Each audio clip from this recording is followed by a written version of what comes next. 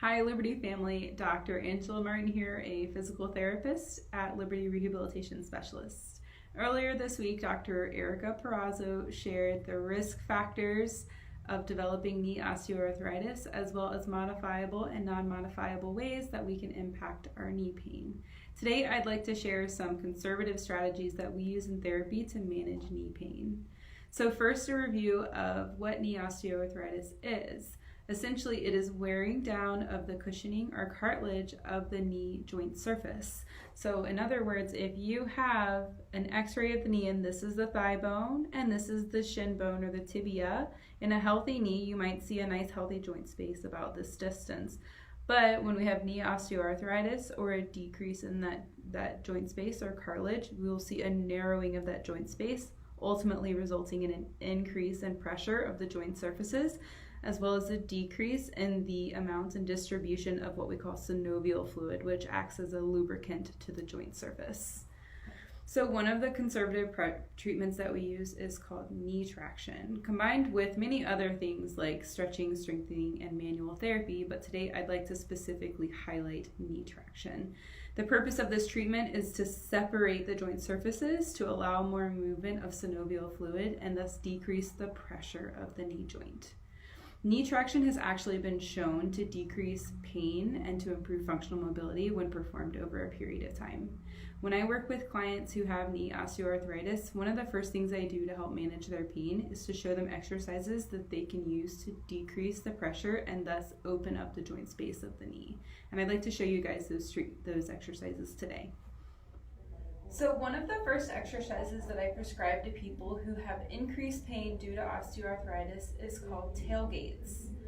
So again, the purpose of this exercise is to pull apart the joint spaces to allow more synovial fluid to flow and decrease the pressure placed on the surfaces of the knee joint.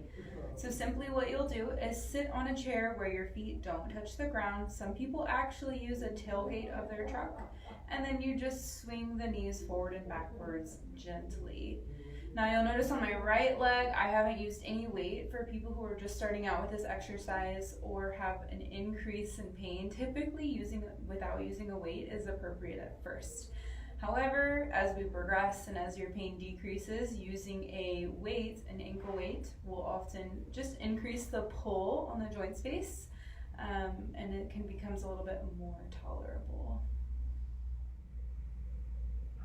The next exercise that I prescribe is called self-knee distraction. In order to do this best, it's better for people who are able to bend their knees to at least 90 degrees. What you'll need is a place to lay and a firmly rolled towel roll. The firmer the better in this case. You'll take the towel roll and place it right behind the knee at the joint space. And then you'll bend your knee as far as you can without increasing any of your pain over that towel roll. So you'll bend and straighten a couple times. Along with exercise, many of my clients will also ask about use of a knee brace to help manage their symptoms.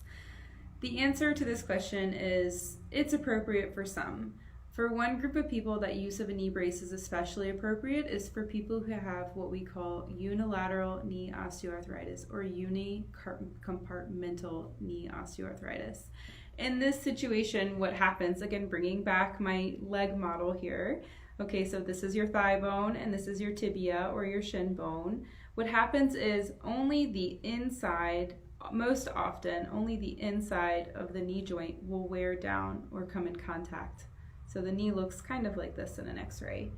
In this situation, we have a brace called an unloader brace, which redistributes the pressure to the knee and unloads this compressive area of the knee joint, thus decreasing the pain and allowing people to have more tolerance to functional activities.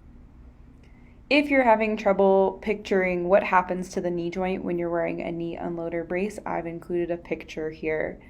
So there are many brands of knee unloader braces available. The one I'm using in this picture is by Össur. So the picture on the left is a knee with medial compartment arthritis. You'll see that the circled area shows a decrease in the joint space. And then when the unloader brace is put on, basically The middle part of the joint is pulled apart or unloaded. And then this is depicted in the picture all the way to the right. With the knee unloader brace on, there is an increase in joint space, thus decreasing the pressure of that medial compartment. Studies that have investigated the use of an unloader brace for people who have unicompartmental osteoarthritis have found that individuals experience a decrease in pain symptoms, improved functional mobility, and often are able to put off the need for surgery for many years. So if you have knees under pressure or have been diagnosed with knee osteoarthritis and aren't really sure what to do, make sure to tune in on Friday with Dr. Erica Perazzo. She'll discuss everything you need to know about knee osteoarthritis, and she'll go into specific detail about total knee arthroplasty or knee replacement procedures. Until then, move well, feel well, be well.